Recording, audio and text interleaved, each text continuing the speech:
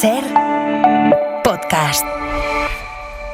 Estás escuchando El Abierto de Hoy por Hoy. Cada día analizamos las noticias más relevantes de la actualidad, las claves políticas, económicas y sociales, con las voces de los protagonistas y los distintos puntos de vista de nuestros tertulianos. Tiempo para el análisis, tiempo para el abierto. En esta mañana de martes, últimas horas del Papa León XIV en Madrid, emprende viaje hacia la segunda etapa de este periplo por tierras españolas. Llega hoy a Barcelona y le quedará todavía jueves y viernes en Canarias y después ya volverá hacia Roma. Y ayer dejó, vamos a decir, el grueso de los discursos, sobre todo por lo que dijo ante la cúpula de la Iglesia aquí en Madrid, hablando el único momento y las únicas palabras que ha dedicado a los abusos a menores dentro de la Iglesia, y también por ese discurso histórico ante el Congreso de los Diputados y senadores, escuchando al Papa León XIV. Iremos desgranando todo lo que han dejado de sí estos discursos, porque hubo también otros actos, pero más festivos, pero el grueso, insisto, de las declaraciones fueron las que pronunció ayer por la mañana. Ahora iremos a ello con el análisis de Mariola Urrea. ¿Qué tal? Muy buenos días. Hola, muy bunos días. De Ignacio Escolar, muy buenos días. Buenos días, Y Ángel Villarino, ¿qué tal? Muy buenos días. Buenos días, adiós. ¿Nivel de saturación con la visita del Papa? Yo, de 0 a 10, un 9. Es que vivo en Madrid. Claro.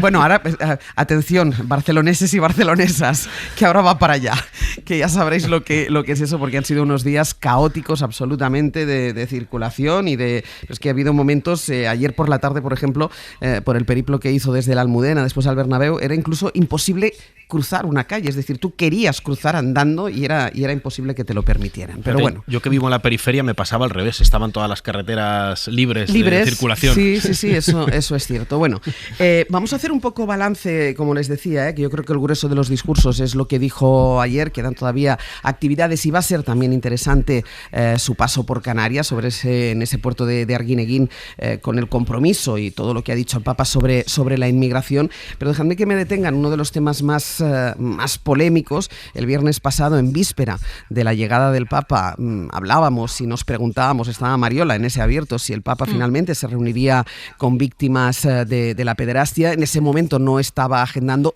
nunca ha aparecido en la agenda oficial. Bueno, finalmente se incorporó a esa agenda un encuentro no previsto, y además un encuentro que transcurrió con mucho secretismo, porque de ese encuentro solo sabemos que se reunió con 6 víctimas de los abusos en la Iglesia, 6 víctimas que participaron en el proyecto Repara, que es el proyecto que promueve la propia Iglesia Católica, y que la reunión fue en la Nunciatura. Mariola Lauridola, de nuevo.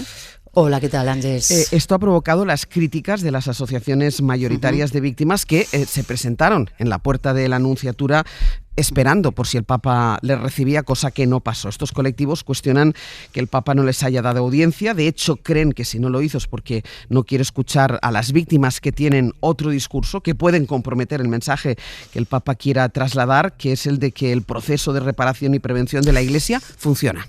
Sí, es la primera visita, Ángeles, a España de un papa desde que estalló aquí el escándalo de la pederastia en toda su magnitud, pero León XIV abandonó hoy Madrid sin cerrar esas heridas, sin haber dado el paso simbólico de reunirse con las asociaciones de víctimas que durante todos estos años han estado denunciando el encubrimiento de los casos por parte de la Iglesia, y que gracias a ese coste personal, ¿no?, ha habido algunos avances en la reparación, como el protocolo de indemnización. Ayer se tuvieron que quedar en la acera de enfrente de la Nunciatura mientras veían cómo un taxi con los cristales tintados entró y salió con las 6 víctimas elegidas por la Iglesia para encontrarse con el Papa. Miguel Ángel Hurtado es el primer denunciante de abusos sexuales en la Abadía de Montserrat y portavoz de la Asociación Reparación Integral Ya. Ayer estuvo en Hora 25. Yo, por ejemplo, si me hubiera reunido con el Papa, lo que le hubiera dicho que necesito para sanar mi herida es que Montserrat, que es un lugar muy relevante en Cataluña, erija un monumento a las víctimas de pederastia clerical catalana. El Papa visitará la abadía de Montserrat en su etapa en Barcelona, que inicia hoy, después de este cuestionado contacto en Madrid, controlado al milímetro por la Iglesia, un proceder que censuró en La Ventana también Juan Cuatrecasas, que es el presidente de Infancia Robada. Nosotros vemos que hay mala fe, vemos que hay unas ganas de llamarnos a la cara molestos. Realmente no entiendo que una visita del Papa, y en lo que a víctimas se refiere, se convierta poco menos que en un código da Vinci. Efectivamente, de las miles de víctimas de la pederastia, solo se reunió con 6, una reunión celebrada con máxima privacidad, que era lo que pedían ellas según el Vaticano. No sabemos quiénes son, tampoco conocemos su versión, la ha contado el Vaticano.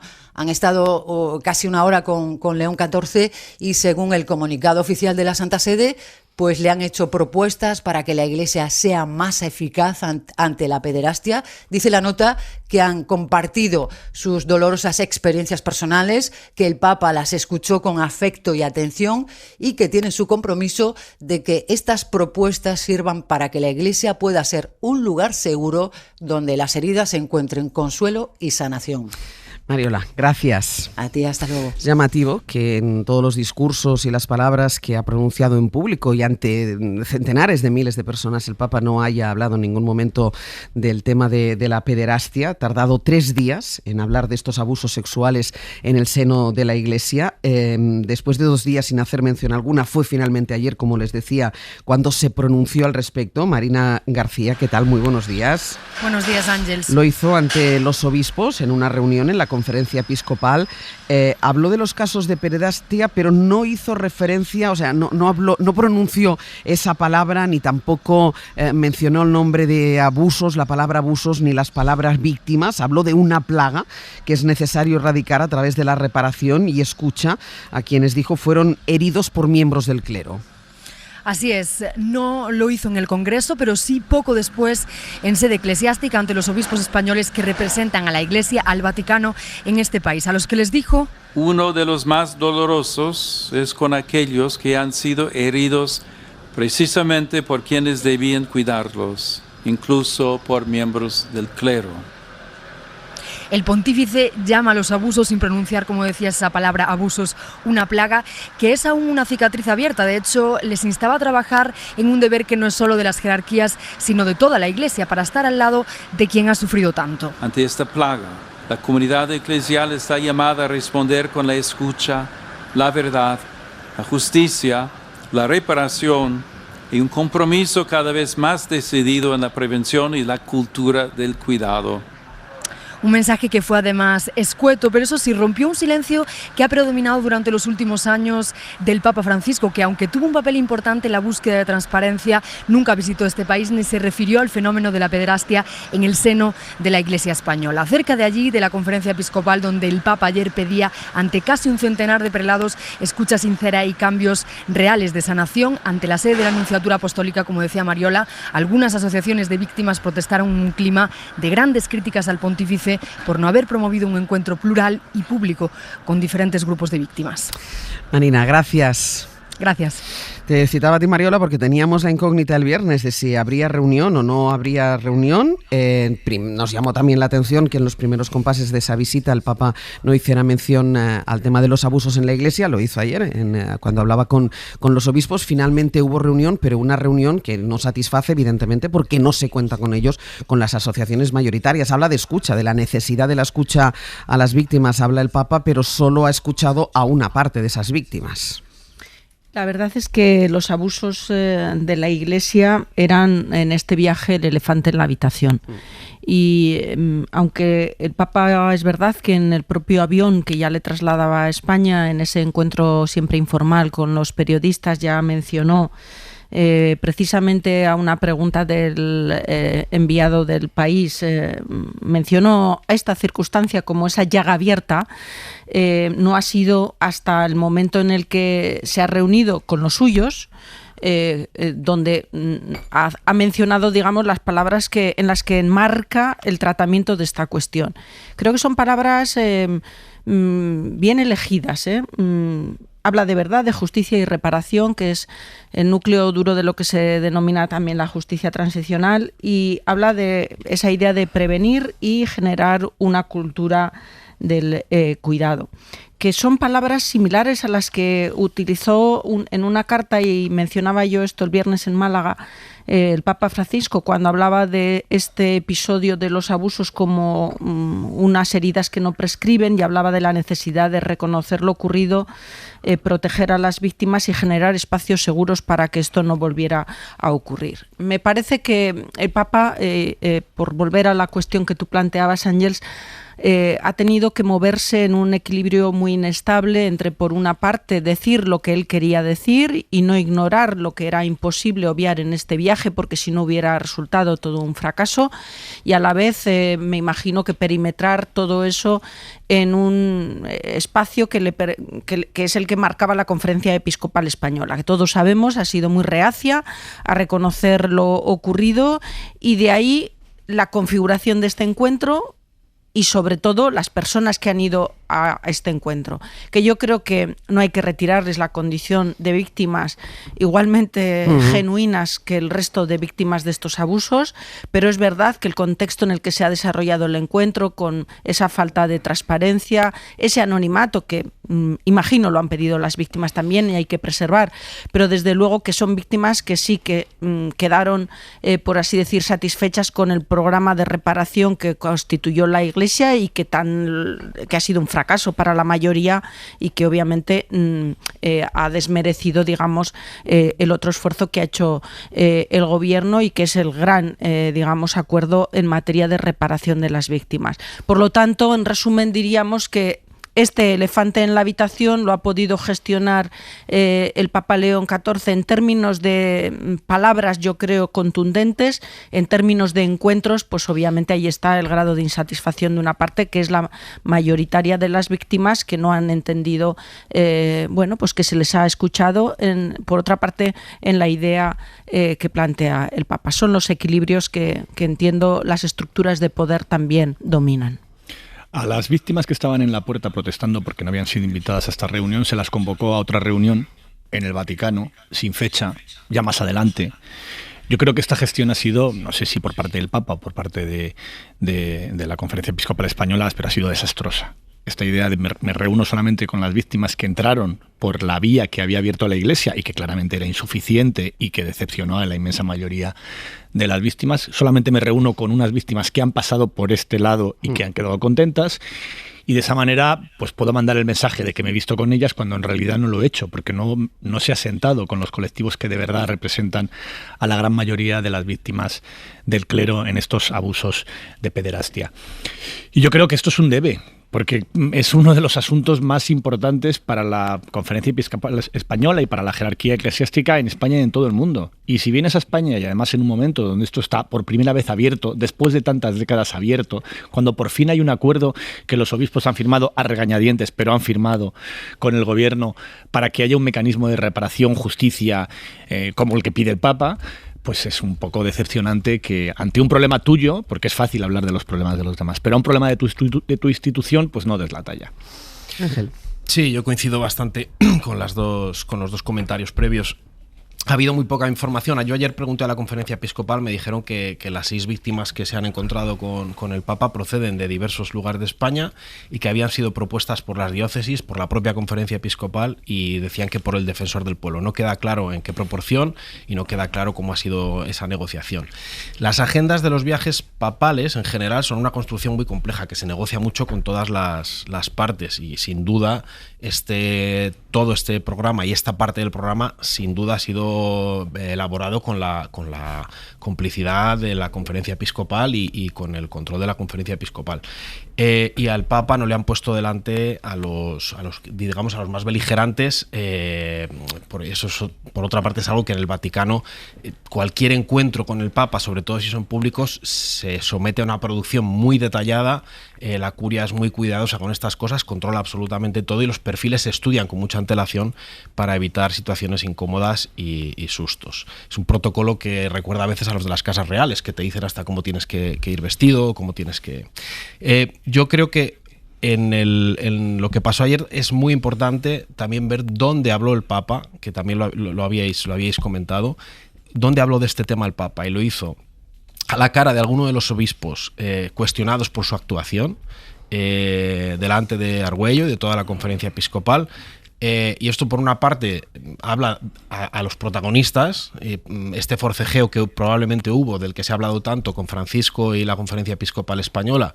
Es la primera vez que se airea en público, bueno, no se airea porque no hubo ahí forcejeo, pero es la primera vez que se escenifica que el Papa habla delante de los obispos y les dice y les habla de este tema. Pero de la misma manera que digo esto, también creo que es un síntoma, el hecho de que se haga en esa únicamente en esa escena, es un síntoma de algo que ha pasado desde el principio, que es que la Iglesia considera que este es un asunto que debe resolverse internamente. Es que a mí esto me parece importante, también decía Mario, ha hablado ante los suyos tiene que hablar, evidentemente que tiene que hablar, pero es que esto es un problema que trasciende, es un problema de sociedad, es un problema de toda España, o sea, no es un problema de la Iglesia que tiene que resolver la Iglesia, no, este es un problema de sociedad. Ahí es donde iba, que es un asunto que no se puede resolver únicamente en privado con los tuyos, que tienes que hablarle a toda la sociedad española, y el foro no es la Conferencia Episcopal, que es uno de los dos foros. Es también la conferencia. Podría haber sido el Congreso, ya que iba. Ya que estaba ahí, tenía una tribuna excepcional, podría haber sido el Congreso, porque si esto es un problema que afecta a toda la sociedad, qué mejor sitio que el Congreso para hablar del tema. Y además un tema en el que se ha tenido que poner, perdona, Mario, lo voy contigo, las instituciones, es decir, el gobierno ha tenido que coger el tema, doy los datos del pueblo. Doy los datos. En 2 meses que lleva en marcha el acuerdo entre el gobierno y la Conferencia Episcopal, promovido por el gobierno para dar un vehículo para poder reparar a las víctimas, se han acogido ya 430 personas a este programa. Es el triple de lo que fueron por la vía de la Iglesia en 2 años. El triple. En 2 meses lo que antes en 2 años. Porque claramente la vía de la autorreparación y la vía interna y el sistema que había montado la Conferencia Episcopal Española pues era muy deficiente y para muchísima gente no valía. El Abierto. Ser podcast. Seguimos hablando de lo que ha dejado, lo que está dejando la visita del Papa, primero en Madrid, que hoy a mediodía ya se va para Barcelona, y estábamos hablando de la gestión que ha hecho el pontífice del tema de los abusos sexuales en el seno de la Iglesia, de la reunión que tuvo solo con unas víctimas, y después del ámbito, del contexto en el que habló, que fue en la reunión con los obispos en la Conferencia Episcopal, siendo este un tema que trasciende del ámbito de la Iglesia, que es un tema de toda la sociedad, algo que la Iglesia pretende que no sea así, pretende precisamente eso, que quede circunscrito al ámbito de la Iglesia. Mario, ¿la que querías hablar? Sí, yo creo que estas son las típicas cosas en un viaje de estas características en las que podemos ver la botella media llena o medio vacía. Yo me pregunto si lo que ha ocurrido en relación con el tratamiento de la pederastia era el máximo posible de lo que el Papa podía introducir en esta agenda, o el mínimo. Y creo que en ese perímetro es donde podemos apreciar en toda su dignidad, si se quiere, el tratamiento que se ha hecho. Yo pienso que probablemente era lo máximo que el sumo pontífice podía hacer, teniendo en cuenta lo siguiente: el planteamiento de lucha de poder entre el Vaticano y la Conferencia Episcopal. 2, teniendo en cuenta también que obviamente este viaje cubre muchísimos frentes en términos temáticos, y teniendo en cuenta también que el Papa no iba a ignorar esta cuestión. Teniendo todos esos elementos en juego, creo que la operación final resultante es esta, que deja insatisfechos a muchos, y bueno, que hay otras miradas que pueden señalar que calificar a la pederastia como llaga abierta, es decir, algo que todavía no se puede dar por cerrado porque no ha cicatrizado ni muchísimo menos. Es que una llaga, en términos literarios, tiene un componente gráfico muy significativo de lo que representa. Y calificar lo ocurrido como una plaga, en términos bíblicos, no es una cuestión menor. Y digo esto porque a las palabras este Papa les ha prestado mucha atención. De hecho, en el discurso en el Congreso ha señalado que las palabras hacen posible o imposible el encuentro. Pues bien, él creo que ha utilizado unas palabras bien elegidas para significar y enfatizar el drama que representa para la Iglesia y para las víctimas esta plaga y esta llaga abierta todavía. Todo lo demás, pues tiene los matices que hemos comentado y seguro que muchísimos más. También digo una cosa, no creo que los abusos a la Iglesia estén cerrados en este viaje y entiendo que el Papa se guarda algo para la visita de Montserrat, porque ahí están los insumisos en relación con todo el tratamiento de esta cuestión en términos de reparación. Entiendo que el Papa se reserva la traca final para ese escenario. Esa es la segunda oportunidad que tiene para hablar, si quiere, en el ámbito de la Iglesia de los abusos, porque hemos escuchado antes una de las víctimas de Montserrat, de la abadía de Montserrat. Vamos a ver si allí dice alguna cosa más. Hacíais referencia, tanto tú como antes que decía Ignacio, podría haber hablado en el discurso que dio en el Congreso de los Diputados. Fue un discurso que es verdad calificado de histórico, porque es la primera vez que un pontífice habla en el Congreso. Laura Gutiérrez, buenos días. ¿Qué tal, Ángels? Buenos días. Estuvo el discurso cargado de referencias a la doctrina católica en favor de la paz, en favor del diálogo, en contra de la polarización, pero algunas de sus referencias también chocan con derechos que en este país están consagrados en nuestro ordenamiento, como el aborto o la eutanasia. Sí, ha sido precisamente ahí en el Congreso, en este discurso histórico, en el mismo hemiciclo donde se aprobaron las leyes del aborto y de la eutanasia, donde León XIV ha querido colocar ese mensaje, recordar de qué lado está la Iglesia Católica en estas cuestiones. Toda vida humana debe ser reconocida y custodiada desde su concepción hasta su ocaso natural, en cada circunstancia de su existencia. Es su primera referencia a la defensa de la vida humana desde que llegó a España. Había hablado antes de inmigración, pero dedicó buena parte de su discurso en el Congreso a defender la asistencia y la acogida de migrantes y refugiados y a pedir soluciones conjuntas. La situación de los migrantes y refugiados exige una respuesta que mire a las personas, afronte las causas que las obligan a partir y vaya más allá de la mera gestión de flujos. Utilizó también la tribuna de las Cortes para defender otro asunto importante para la Iglesia Católica en España, la libertad de las familias de elegir qué educación quieren para sus hijos, que es el argumento con el que se sostienen los centros privados concertados católicos que reciben fondos públicos en nuestro país. Tiró de encíclica para advertir de nuevo sobre quienes manejan la inteligencia artificial, habló de la guerra para criticar el rearme europeo y utilizó este discurso para dejar un recado a sus señorías en un momento de máxima tensión política y de polarización. La firmeza no exige desprecio. La discrepancia no conlleva humillación. Las palabras pueden abrir caminos o cerrarlos. Quienes ejercen una responsabilidad pública tienen por eso una especial obligación de custodiar la palabra para desarmar el lenguaje.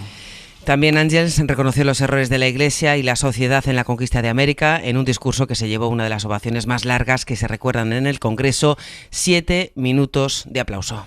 Laura, gracias. A ti. 7 minutos de ovación de todas las fuerzas políticas y ahora después de la pausa hablaremos de las reacciones de las fuerzas políticas a este discurso, porque como una sensación de que cada uno escuchó solo lo que quiso escuchar y de la manera que quiso escuchar, porque es verdad que en todo el discurso hubo partes para que se sintieran incómodos todo el arco parlamentario. El aborto quiere este gobierno de progreso, este gobierno de coalición que esté resguardado en la Constitución, y en cambio el Papa en la tribuna habla en contra del aborto, habla en favor de la inmigración, de los derechos de los migrantes, de la igualdad, y están sentados ahí representantes de 2 partidos políticos que firman acuerdos hablando de la prioridad nacional, pero al final a todo el mundo le gustó el discurso, a todo el mundo aplaudió el discurso, 7 minutos de aplausos, como eso, como si cada uno hubiera escuchado solo la parte del discurso que le interesara.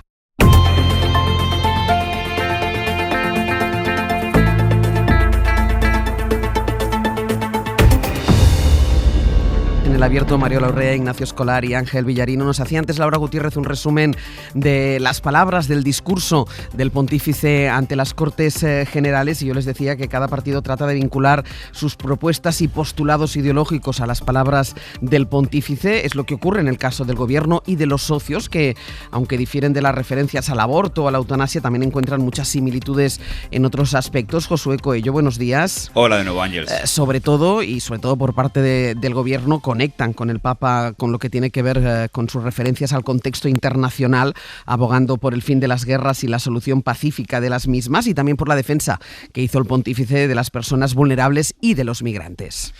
Sí, desde el gobierno nos dicen que están muy satisfechos con esta visita porque recalcan están en la misma sintonía en temas como la migración o la paz internacional. Reconocen además que esta visita es un paréntesis en el calvario que afronta el gobierno en este mes de junio con citas judiciales de calado o comparecencias espinosas. Sacaban pecho en el Ejecutivo e incluso Félix Bolaños minimizaba las diferencias con el aborto o la eutanasia, poniendo en valor los acuerdos con la Iglesia y el entendimiento con este Papa.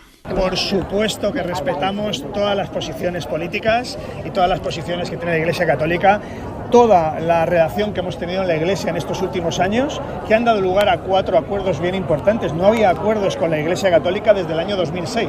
Pero guardar el tarro de las esencias de este Papa no es algo que solo hiciese el gobierno. Buena parte de los socios cogió lo que le interesó de las palabras de León XIV para poner frente al espejo a la derecha y a la ultraderecha. Bildu, Esquerra o PNV destacaban el humanismo de sus palabras. Humanista, es que yo creo que sigue la senda del Papa anterior. Estamos tan mal que hay que dar la bienvenida a este tipo de discurso. Al final es puro cristianismo. El discurso que ha hecho es un discurso humanista de defensa de las personas y bueno, nosotros queremos resaltar y que tenga que tomar apuntes y que tenga que tomar apuntes el que los tenga que tomar.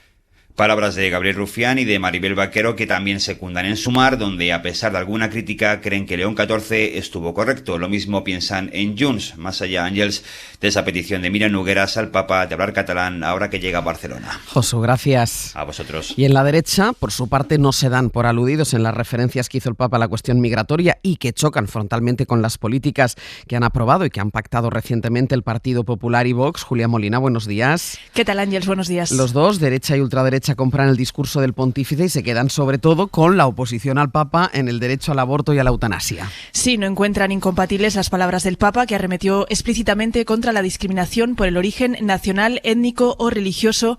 No lo encuentran incompatible con sus políticas contra la inmigración y que incluyen, por ejemplo, esa polémica prioridad nacional. Decía ayer Feijóo que comparte todo lo dicho por León XIV en las Cortes. Ha tratado todos los temas y yo lo único que puedo es suscribir desde la primera a la última de sus palabras el interés por aclarar cuál es la postura del Santo Padre del Vaticano y de la Iglesia Católica actual. Acredita que el Papa tiene algo que falta actualmente en la política nacional e internacional, que son convicciones. Los populares tratan de conjugar la cercanía con la Iglesia con sus pactos con Vox, pese a que sus compañeros de viaje se sitúan alejados de la doctrina del Papa. Abogan abiertamente por las deportaciones masivas o por poner a los españoles primero. Feijóo tuvo ayer un encuentro privado con el pontífice y desde su equipo insistían en que le trasladaron que comparten el humanismo cristiano, que es un principio básico que los inspira, decían. Abascal fue menos entusiasta. Sí reiteró que sus políticas no son incompatibles con las palabras del líder de la Iglesia Católica, pero lanzó este dardo a León XIV. A mí, de hecho, me gusta la política migratoria del Estado Vaticano. Si uno entra ilegalmente o con violencia, pues tiene multa, tiene cárcel y tiene la prohibición de entrada. A mí me gustaría una política migratoria igual para España. El líder de Vox insinuaba que allí también se promueven las deportaciones. Aseguró también que una cosa es un discurso de un papa y otra las políticas prácticas. Vox no ha mostrado especial sintonía con este pontífice ni con el anterior, con el Papa Francisco. Prueba de ello fue ver que uno de sus portavoces ayer ni siquiera aplaudió el discurso de León XIV desde su escaño. Julia, gracias. A vosotros. Pues ya ven, que cada uno se coge la parte del discurso que se aproxima a su ideología, a su agenda, a sus postulados. ¿A ti qué te pareció, Ignacio? Pues yo entiendo que cada partido se arrime a lo que más le interesa de ese discurso, eso es política, pero al mismo tiempo no entiendo que quien se dice cristiano, es decir, si eres cristiano y eres católico y eres heredero de la tradición cristiana y católica, como se dice en PP y Vox, digo yo que tendrás que darle autoridad al Papa. En todo, no en lo que te interesa. Y es que la incoherencia por parte, sobre todo del Partido Popular, porque de Vox no espero gran cosa, con este tema es tremenda. Pero ni siquiera ya al hablar de inmigración y sus pactos, es que el propio Partido Popular está fuera de la doctrina de la Iglesia en el tema del aborto, por poner un ejemplo, que en teoría es una contradicción de la izquierda al aplaudir al Papa, también del PP. Porque el PP renunció a esa reforma de la ley del aborto que pretendía hacer cuando tenía mayoría absoluta, ni siquiera en ese momento lo hizo. porque la sociedad española está en otra posición ahora y me alegro que sea así y me alegro que el Partido Popular renuncie a hacer algo en contra de la mayoría de la sociedad española. Pero esa contradicción es bastante evidente. Yo cuando escucho a Feijóo decir que está de acuerdo de la A a la Z con el humanismo cristiano, también cuando le dice lo de la empatía y lo de no y la hostilidad, es el mismo Partido Popular que está pidiendo cárcel contra el hermano de Pedro Sánchez, no sabemos muy bien por qué, ¿eh? Eso es la empatía cristiana y el respeto por el... Y el que deshumaniza al contrario. Eso es, en fin, es el mismo Partido Popular que está pidiendo cárcel para la mujer del presidente del gobierno, para las hijas del anterior expresidente y para el hermano del actual presidente. Eso es humanismo cristiano, de verdad. No sé. Ángel. Sí, yo escuchando el discurso del Papa ayer estaba pensando que suena revolucionario y es una palabra que se utilizó ayer bastante, pero no porque haya cambiado algo en el Vaticano, sino porque lo que está cambiando es todo lo demás y está cambiando mucho y muy rápido. Yo este discurso, o uno muy parecido, se lo he escuchado a otros papas, incluido por ejemplo el Papa Ratzinger, que era prefecto de la doctrina de la fe y cuando fue elegido se le consideraba un papa muy conservador, ¿no? Pero si comparas lo que han dicho otros papas sobre los temas sobre los que se expresó ayer el Papa León, Juan Pablo II, por ejemplo, fue muy vocal contra la guerra de Irak, mandó cartas incluso a Bush, intentó frenarla varias veces. El Papa Francisco fue también vocal sobre el aborto o la eutanasia, en sucesivas ocasiones condenó ambas cosas, y Ratzinger muchas de sus homilías habló de inmigración en unos términos muy parecidos a los que se expresó ayer León XIV. Entonces yo creo que lo que ha cambiado es todo lo demás. Es el contexto. Es el contexto. Por poner un ejemplo, Angela Merkel, política democristiana, en Alemania acogió a más de 1 millón de sirios, a más de 1 millón de refugiados sirios, era la derecha. Hoy, mismo partido, su sucesor Merz, habla de expulsar a 800.000. Eso es realmente lo que ha cambiado y por eso suena revolucionario. Sobre el otro tema, cómo los partidos políticos en este mundo que está cambiando tan rápido y que el Vaticano de alguna manera funciona como ancla cuando antes eran discursos que sonaban más bien aburridos, en este mundo a todos los partidos políticos por diferentes motivos en España les interesa pues aplaudir. Creo que el aplauso más gordo que se ha llevado a alguien después de Zelensky. Ganó a Zelensky. Ganó a Zelensky incluso en el Congreso, y a todos los partidos por diferentes razones, digo, a la derecha pues por la tradición y porque no pueden no aplaudir al Papa, y a la izquierda porque conecta muy bien con dos de las grandes apuestas del gobierno de Sánchez en los últimos años en política internacional, que son la oposición al trumpismo y la oposición al tema de los tecnooligarcas. La encíclica del Papa es casi una respuesta al libro de Alex Karp sobre la República Tecnológica.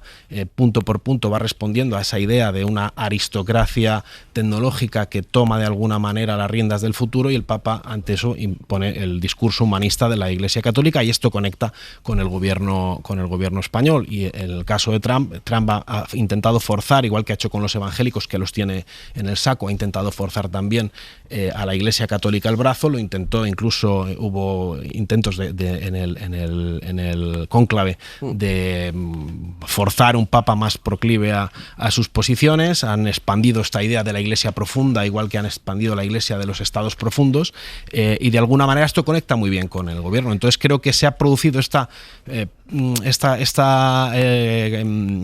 ha entroncado muy bien con el momento en el que vivimos y con el contexto en el que vivimos, para que todo el mundo estalle en aplausos, cuando en realidad el discurso no es muy distinto al que ha sido otras veces. Sí, es verdad. Todo lo que es la doctrina de la Iglesia en materia de la paz, que está perfectamente alineada con el derecho internacional, es una doctrina clásica, no se la inventa León XIV, y está reflejada así en todos cada uno de los discursos que han dado sus predecesores, y el foro habitual de reiterar todos esta doctrina suele ser el discurso ante el cuerpo diplomático al que recibe el Papa todos los meses de enero. Pero sí que hay un elemento aquí significativo, más allá de lo que señala Ángel, ¿no?, en relación con que lo que cambia es todo lo demás, y por tanto, claro, parece una apuesta revolucionaria. Él dice algo el Papa dice algo en el Congreso de los Diputados que es interesante, ¿no? Dice: defender la paz requiere valentía diplomática, y creo que son palabras también bien elegidas. Si las unimos además con el discurso que da en el Palacio Real el primer día que llega, y declara expresamente que agradece a España por la fidelidad al derecho internacional y al multilateralismo, que se traduce en un compromiso activo con la paz y la solidaridad entre los pueblos, yo creo que ahí hay un componente político muy significativo donde, digamos, celebra esa audacia y esa valentía diplomática de España con una doctrina que coincide con la de la Iglesia en relación con la paz, pero que está perfectamente enmarcada con lo que es la defensa del derecho internacional y del multilateralismo. A mí me gustó ayer particularmente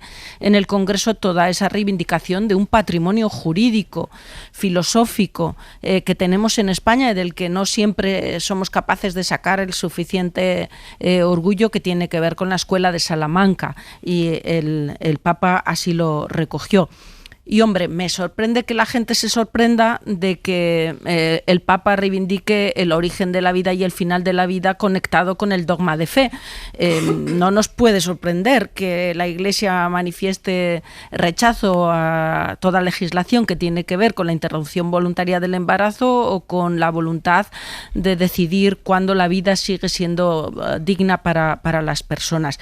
Pero esta afirmación, que entra dentro de lo que el Papa, que habla también como sumo pontífice, y así lo dijo nada más comenzar su discurso, tiene que dejarlo claro porque forma parte de su dogma de fe, también lo señaló después de advertir que la Iglesia reconoce la autonomía de las realidades terrenas y la distinción entre comunidad eclesial y comunidad política.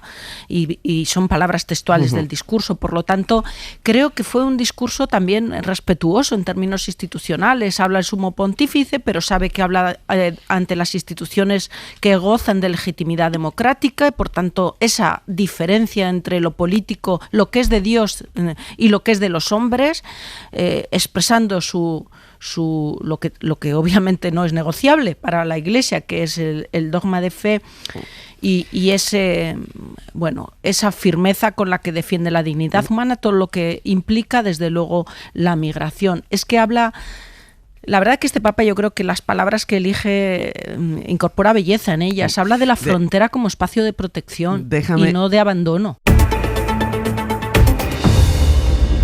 Vamos a irte cerrando ya el tema de la visita del Papa, que quiero comentar todavía un par de asuntos con los analistas de esta mañana, pero Ignacio quería todavía intervenir sobre el discurso de ayer muy en el rápido. Congreso. Yo solo quería recordar que toda esta apuesta que está haciendo el Papa por el discurso de la inmigración y ese apoyo clarísimo en su discurso al tema de la regularización ni siquiera es una novedad. Es que hay que recordar que esa regularización venía con una recogida de firmas apoyada por Cáritas. Sí. Venía por una recogida de firmas apoyada por la Iglesia.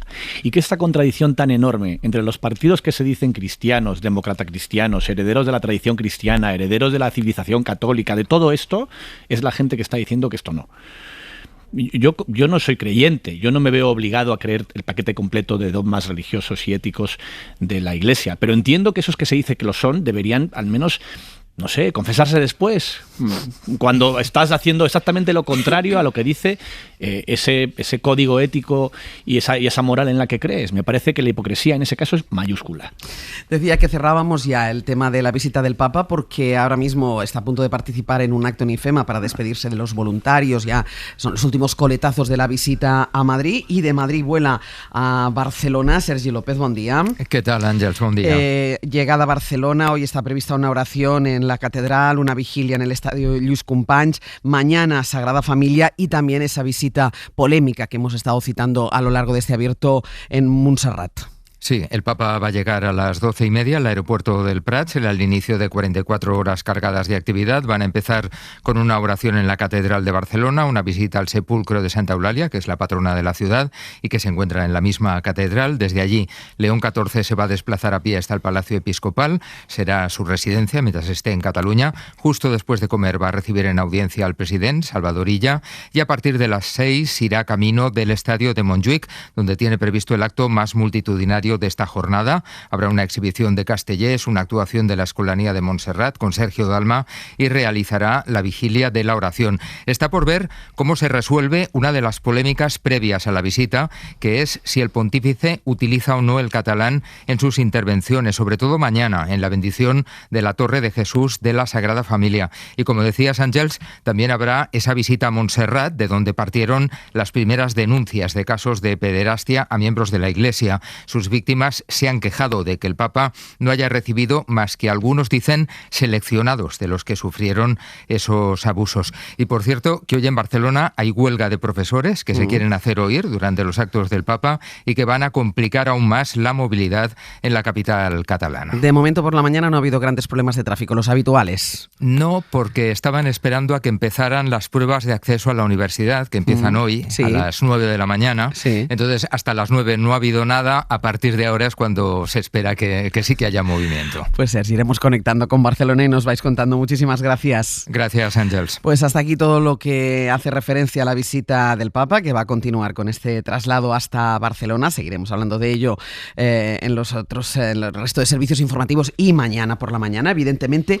Pero quiero abordar otras cuestiones, y una de ellas la ha mencionado ya Ignacio, y tiene que ver con el juicio al hermano del presidente del gobierno, que hoy está previsto, que hoy quede visto para sentencia. Saben, juicio contra David Sánchez, investigado por presuntas irregularidades en su contratación en la Diputación de Badajoz. Isabel Vega, buenos días. ¿Qué tal? Buenos días. Es llamativo que, a pesar de que las acusaciones populares solicitaron un incremento de las penas para David Sánchez, ayer la Fiscalía pidió todo lo contrario. Todo lo contrario es directamente la absolución del hermano del presidente del gobierno. Cree la Fiscalía que no hay motivos suficientes para no considerarle inocente. Sí, porque decía la fiscal en su informe final que, lejos de acreditarse el delito, en el juicio lo que se ha evidenciado es que el proceso fue limpio.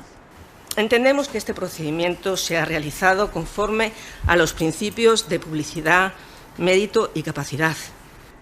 Y que además David Sánchez trabajaba. Queda acreditado que desempeñó sus funciones, que tenía despacho, que acudía de la forma que se tendría que acudir, que tenía relaciones con los directores de los conservatorios. Así se ha puesto de manifiesto. Emilio Cortés, el abogado de David Sánchez, ponía también en cuestión que se hayan duplicado las peticiones de condena por tráfico de influencias cuando sigue sin esclarecerse quién influyó en quién. De verdad, después de tantas horas de juicio, ¿quién es el influyente aquí? Es verdad que por parte de una de las acusaciones populares se habla de un fantasma. Pero ¿cómo se puede sostener una acusación por tráfico de influencia sin saber quién es el influyente? Sostenía el letrado que esa acusación está vacía y se pretende rellenar ahora señalando al presidente del gobierno. E incluso esta mañana ya se le da una vuelta más de tuerca al asunto y se nos empieza a hablar a careta quitada del señor Pedro Sánchez Pérez Castejón, que no ha sido testigo, ni investigado. Todo esto después de que las acusaciones populares calificasen el proceso administrativo de burdo, grosero y arbitrario y tratasen de desacreditar a los testigos, que no les fueron nada favorables. Alberto Durán es el abogado del PP. Los testigos han aportado poco. Los testigos o son inducidos, o son contratados, o trabajan para la Diputación, o tienen miedo a decir la verdad, o han sido recientemente ascendidos, que es lo peor. Ayer la sesión se levantó pasadas las 9 de la noche y hoy quedan aún 2 defensas por intervenir. Después se ofrecerá a los 11 acusados un turno de última palabra y ya sí, si se cumple este calendario, el juicio quedará visto para sentencia.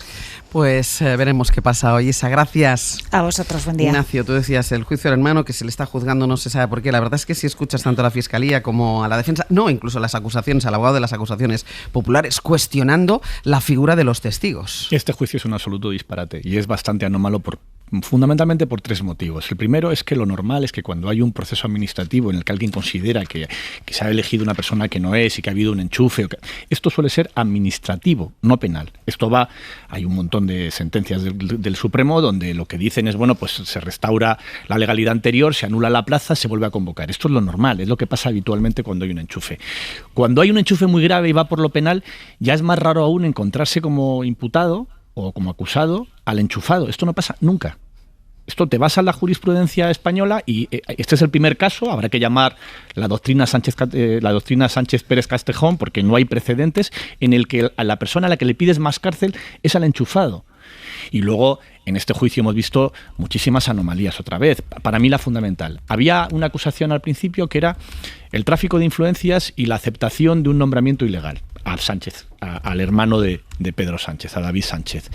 Como de repente resulta que está prescrita la aceptación del nombramiento ilegal y que no se puede juzgar, se cambia la acusación y dice, no, ahora vamos a acusar también por prevaricación al hermano de Pedro Sánchez, a David Sánchez. insisto mucho en la relación de hermano porque es casi el único hecho probado en este tema. Es lo único que tenemos clarísimo desde el primer momento, que este señor incluso hasta la voz se le parece. Es decir, claramente es el hermano y eso no está en duda. Pero todos los elementos que han aparecido en el juicio lo que te demuestran es que ha sido disparatado. Disparatado porque esto se tramite por lo penal. Disparatado porque se impute a David Sánchez. Disparatado porque hayamos llegado a juicio. Y disparatado ya también, en mi opinión, escuchar al teniente coronel de la UCO decir que esto que no aparece por ningún otro sitio, ¿no? Que esto se decidió por un impulso político. Esto después de haber revisado miles de correos, que hubo 3 registros en la Diputación para ver si encontraban alguna prueba de cargo, y lo máximo a lo que se llegó fue este correo donde se habla de hermanísimo y donde la persona que lo escribió dice, bueno, pues esto era un chiste, una anécdota, algo, sí, sabíamos que se iba a presentar el hermano. Esto evidentemente genera el típico run en un montón de sitios y de repente va a aparecer por allí el hermano del presidente, pero de ahí a decir la plaza está hecha a medida. La idea está de que la plaza está hecha a medida, pero si es que cuando se convoca, Pedro Sánchez era un apestado en el PSOE. Cuando se saca esta plaza, cuando se presupuesta esta plaza, Pedro Sánchez era el exsecretario general que habían tirado por la ventana en el PSOE, en el famoso Comité Federal del 1 de octubre de 2016. Es después de eso, cuando supuestamente se le enchufa. ¿Qué necesidad tenía alguien que iba con Susana Díaz de enchufar al hermano del entonces exsecretario general que estaba desahuciado por parte del PSOE? Es todo disparatado y espero que la sentencia, en fin, no recoja un disparate más. Mariola. Unido todo esto, Ignacio, que cuentas a otro elemento, que estamos hablando de una plaza de libre designación. Además, que ni siquiera es una plaza de funcionario. Y de libre designación, repito. Y estamos hablando de una persona en el que concurre una trayectoria profesional absolutamente encajable con el puesto al que se aspira a obtener. Cuestión distinta es hermanísimas que ocurren en otras geografías del territorio nacional. Más allá de este dato, para mí la reflexión que provoca este caso y algún otro, pero estamos hablando de este ahora, es el daño que este tipo de procesos provoca en la vida democrática de un país cuando se judicializa algo que no tiene que ser objeto de tratamiento en un tribunal. Y desde luego en ningún caso en un tribunal, en una jurisdicción penal, como ya apuntabas también tú, Ignacio. Hay otros 2 aspectos que también merecen reflexión desde una dimensión técnica. Una es, en este país necesitamos abordar una reforma importante del margen de actuación de la figura de la acusación popular, que está desvirtuando la naturaleza de los procesos y sobre todo está prostituyendo, y perdón por la expresión, pero es que creo que es lo suficientemente gráfica, la naturaleza de lo que es una institución que está en la Constitución y que tiene todo el sentido, pero su perversión, su prostitución, lo que está haciendo es vaciarla de contenido para hacer de los procesos penales una continuidad de las disputas políticas. Y esto es carcoma para el sistema democrático y también carcoma para la confianza en el sistema judicial. Y una última reflexión, la Fiscalía. La Fiscalía, que es una institución muy seria, aquí, en este proceso, está solicitando la absolución. Esto ya es una evidencia indiscutible de lo anómalo de todo el proceso. Cuando la Fiscalía, que es la institución llamada en principio a sostener las acusaciones de un proceso en defensa del interés general, pide la absolución, ya estamos hablando de todo el recorrido penal de este caso plagado de extravagancias en la fase de instrucción y desde luego en un proceso oral que puede servir para alimentar con dimes y diretes algunas escaletas de algunos programas de televisión, pero que desde luego no dota de dignidad a lo que significa la jurisdicción penal. Ángel.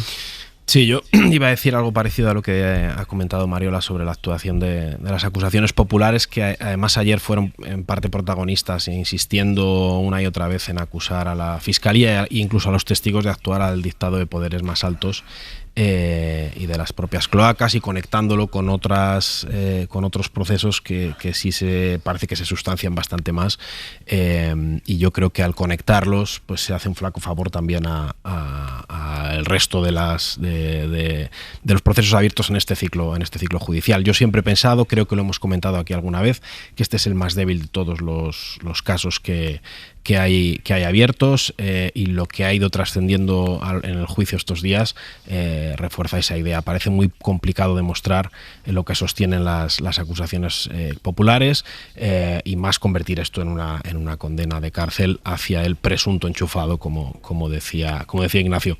En fin, yo creo que queda poco más que decir. Pues ha sido un espectáculo poco edificante y está listo para sentencia, y queda ver qué ocurre con el veredicto. A mí, de todas formas, más allá del tema de las acusaciones populares, que es una cosa que hemos abordado en este programa en más de una ocasión, a mí, Mariola, me preocupa porque yo os escucho a vosotros, a ti y a otros reputados juristas que pasan por este programa, calificar este tipo de procesos estrafalarios, delirantes, que no haya mecanismos en la justicia, dentro del estamento judicial, para frenar este tipo de actuaciones. Lo digo porque esto a lo que daña realmente es a la confianza que tienen los ciudadanos en una institución tan básica y tan fundamental, tan importante en la democracia como es la justicia. Es decir, que haya esta conciencia de una actuación extraña, por ser suave, de un juez, de una instrucción, y que no haya un mecanismo para frenarlo. Mira, Ángels, tocas el elemento mollar de la cuestión, ¿no? Yo creo que es de esto de lo que realmente vale la pena hablar cuando hablamos del caso de David Zazagra, o del caso de Begoña Gómez, o del caso del fiscal general del Estado. En realidad son anécdotas que obviamente impactan en personas, y para esas personas la situación es un absoluto, pero en el fondo de lo que nos están invitando a hablar, de la calidad del sistema judicial en España, y cuando digo de calidad me refiero a los mecanismos que tiene el propio sistema para depurar comportamientos que puedan resultar anómalos. En la legislación vigente, la responsabilidad disciplinaria la tiene el Consejo General del Poder Judicial, que es el gobierno de los jueces. Y esta institución es la que tiene que tomarse seguramente en serio esta responsabilidad, que es exclusivamente suya. Todo el mundo conoce la situación actual del Consejo General del Poder Judicial en términos de mayorías y minorías, en términos de... fue un Consejo General del Poder Judicial que en su nombramiento fue celebrado por toda la opinión pública como una renovación después de una parálisis, pero creo que por sus hechos los conoceréis. Y ahí hay una laguna que creo que tenemos que ser capaces de debatirla y de discutirla. Hay otro elemento, Ángels, que es perimetrar en un sistema democrático el margen de discrepancia y el margen de cuestionamiento que se puede hacer a las decisiones del Poder Judicial. Durante mucho tiempo en España se ha señalado que las discrepancias con el Poder Judicial se resolvían mediante el recurso a la sentencia con la que uno tenía que acatar, pero que podía, si estaba en desacuerdo, recurrir. Yo creo que el derecho de recurso es eso, un derecho, no es un instrumento para cuestionar aquellas decisiones judiciales que resulten raras, que resulten extravagantes, que resulten difícil de entender en términos de motivación, porque en la motivación está la legitimidad de las decisiones de un poder que en un Estado democrático tiene que regirse también por estos criterios. Todo esto es lo que tenemos que ser capaces de discutir con tranquilidad y obviamente sin recurrir a operaciones de otra naturaleza, pero que aquí en España hay margen para esta discusión es una obviedad. Y por añadir un dato más, esta erosión de la percepción de la justicia ya se empieza a notar. El último informe de la Comisión Europea, en el que hace una comparativa de cómo se percibe la justicia en los diferentes países de la Unión Europea, coloca a España en el tercio bajo de la tabla en cuanto a percepción de la politización de la justicia, en el tercio bajo negativo, entendiendo que la justicia está más politizada, o así lo perciben los ciudadanos, que en otros países de la Unión Europea. Y estamos en el club de países, en ese tercio bajo está pues Rumanía, Bulgaria, están los países con los que en este tema quizá no nos gustaría estar cerca. Sí, y luego la sensación de doble rasero. Claro. Porque, en fin, yo creo que hay un dato que es demoledor, ¿no? Esta denuncia contra Begoña Gómez y contra David Sánchez llegan apenas unas semanas después de que publicáramos en el diario.es el caso de fraude fiscal de Isabel Díaz Ayuso. Del novio de Isabel Díaz Ayuso. Perdón, del novio de Isabel Díaz Ayuso, de Alberto González Amador. Justo unas semanas después. El mismo día que nosotros publicamos esta noticia y que sale este debate, ya empieza Isabel Díaz Ayuso a decir que todo esto es una cortina de humo para tapar la corrupción de verdad, que es la de la familia de Pedro Sánchez. Dicho y hecho, manos limpias, poco después ponen sendas denuncias y, oye, en 2 años una está al borde del juicio y la otra está lista para sentencia. Dices, oye, qué velocidad, ¿no?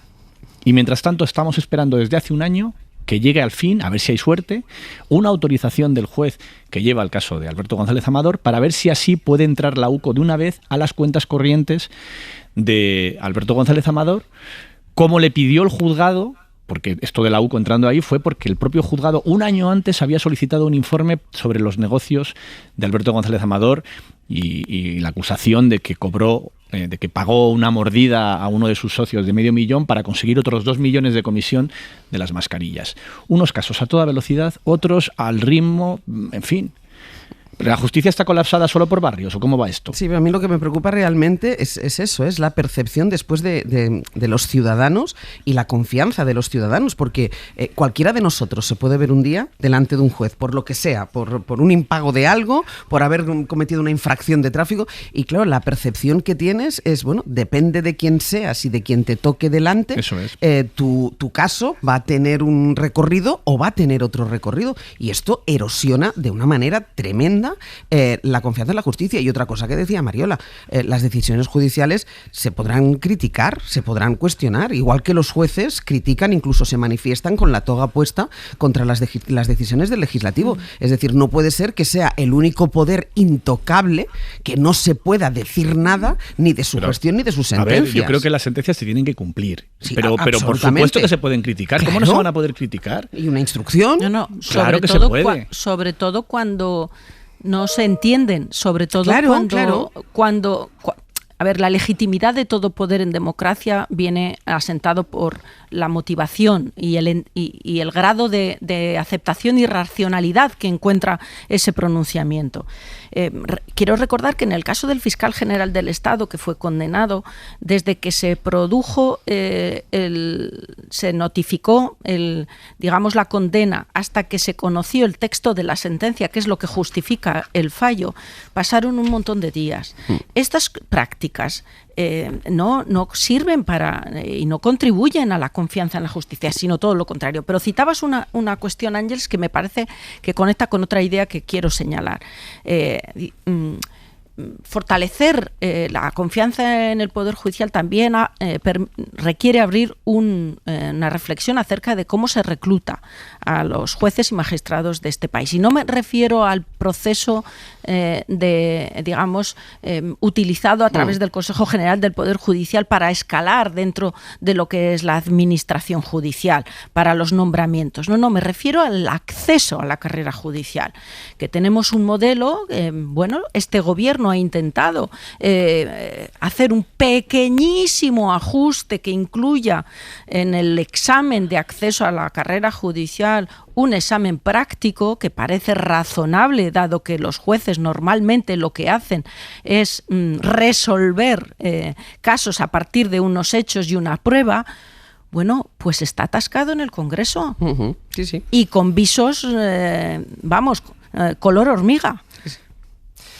Vamos a cerrar casi el abierto con 2 asuntos de la actualidad internacional. Uno que yo no quiero que pase desapercibido en medio de toda la actualidad del Papa, de los procesos judiciales, de la política partidista, porque ayer Marruecos dio un golpe sobre la mesa contra el Frente Polisario, que es el grupo que defiende la independencia de la excolonia española del Estado marroquí. Según varios medios, el ejército de Rabat mató al hijo del ex líder saharaui, Mohamed Abdelaziz, junto a otros 2 combatientes. En Rabat está Mar Ferrá. Mar, buenos días. Muy buenos días. No solo era el hijo del anterior líder, del ex líder saharaui, sino que además era una figura prominente del Polisario, tanto militarmente como políticamente. Sí, Ángels, el ataque ha acabado con la vida de Lahbib Abdelaziz, de 37 años, y era uno de los nombres que sonaba como posible futuro líder del Frente Polisario. Tanto él como los dos otros miembros del Polisario cayeron en combate mientras llevaban a cabo una acción contra el muro marroquí en el Sáhara Occidental, según el comunicado de esta misma organización. De momento no conocemos muchos más detalles. Rabat, como es habitual, no se pronuncia, y varios medios, tanto dentro como fuera del país, señalan que Rabat ha utilizado drones para el ataque. En caso de confirmación, no sería la primera vez. En los últimos años, los aviones no tripulados han ganado cada vez más presencia en este territorio. Como ha sucedido en esta ocasión, el muro, construido y controlado por Marruecos, es el punto donde se han producido los incidentes más remarcables en estos últimos 6 años, desde que el alto al fuego quedó en papel mojado. Y en el plano diplomático, Ángels, de momento no se han logrado avances importantes a pesar de varios encuentros capitaneados por Estados Unidos. Mar, gracias. Buenos días. Hasta luego, no me quiero detener mucho en este asunto, pero este es uno de esos conflictos olvidados que yo creo que es importante que pongamos el foco en él. Totalmente. Aquí sí, además es muy importante ver el contexto de nuevo, ¿no? El ataque se produce durante la visita del enviado de la ONU. Era otro amago de negociación después de los propiciados por Estados Unidos.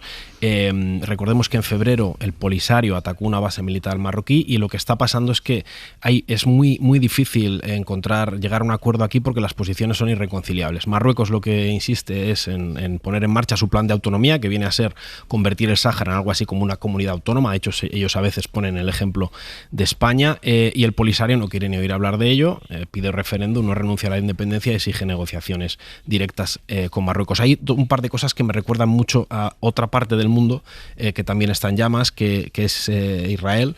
El muro, Marruecos construye un muro, y el ataque selectivo para cargarse a un líder, que es lo que viene haciendo Israel desde hace bastante tiempo en toda la región. Y es además importante señalarlo porque Marruecos más bien, se ha convertido en uno de los socios prioritarios de Israel, sobre todo en la tecnología militar, y no hay más que recordar el caso de Pegasus, que Marruecos recibió un trato privilegiado, ¿no? Ningún otro país ha tenido, muy pocos otros países han tenido tanto acceso a la tecnología de Pegasus como Marruecos. Muy de acuerdo con lo que cuentas, y solo añadir a cambio ese apoyo a cambio de que Marruecos apoyara a Israel también, que es uno de los países musulmanes que están respaldando y le reconociera, que están respaldando o al menos poniéndose de perfil con el genocidio que está cometiendo Israel en Palestina.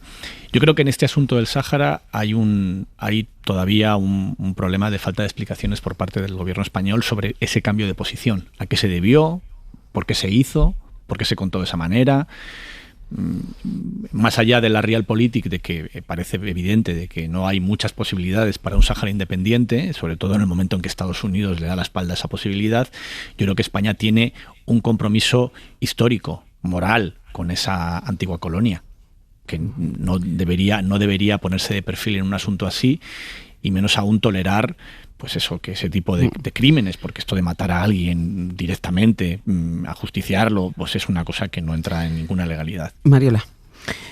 Probablemente es el Tribunal de Justicia de la Unión Europea y el Tribunal General de la Unión Europea las instituciones que más se están esforzando por preservar los derechos saharauis, al menos en lo que tiene que ver con la protección de sus recursos naturales, y hay una jurisprudencia muy interesante. Es verdad que el pueblo saharaui es uno de los grandes olvidados, pero sin entrar ahora en el contexto político que describía Ángel, ni en esa cuestión política que planteaba Ignacio tan relevante, yo quiero centrar el asunto en la noticia de hoy. La noticia de hoy es un asesinato. Sí.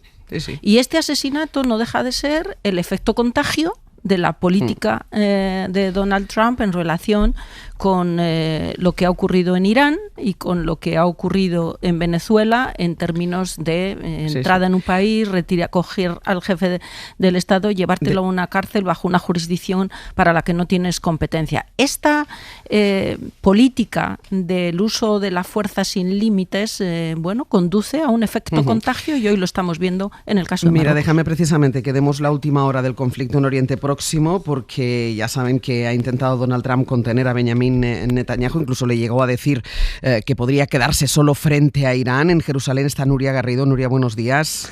Buenos días, Ángels. Pero a pesar de estos llamamientos de Trump, Netanyahu se contiene, pero advierte al mismo tiempo, y de hecho ha habido una advertencia de última hora de que tiene derecho legítimo a defenderse.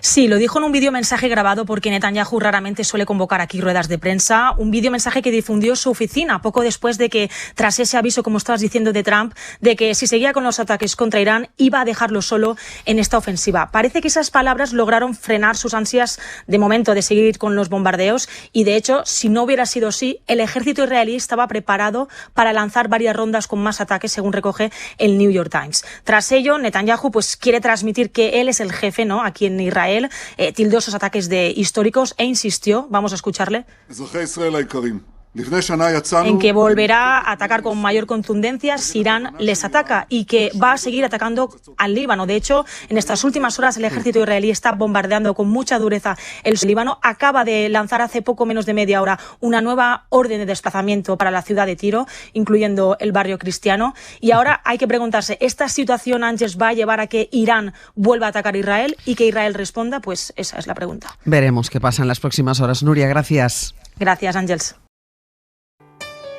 El Abierto.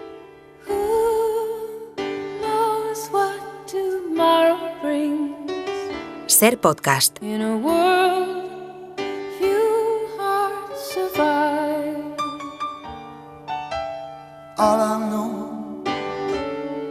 Vamos a terminar ya el Abierto. Sergio Castro, Pepe Rubio, buenos días. ¿Qué tal? Buenas. Contadnos lo que vamos a hacer a partir de ahora. Bueno, debacles naturales, crisis, incertidumbres varias, de origen desconocido, de diagnóstico dudoso. Será entonces que necesitamos por lo menos un manual de supervivencia. Y es lo que traemos a partir de las 10 de la mañana en el Comando Norte con Aitana Castañó y también con Nacho Carretero. Un manual de supervivencia urbana con Samuel Santamaría, que es un exmilitar, entre otras cosas, y que ha trazado qué tendríamos que hacer en el caso, bastante probable hay que decirlo, de que tengamos que volver a sufrir un apagón, una pandemia, una situación difícil. ¿Tú has visto este libro?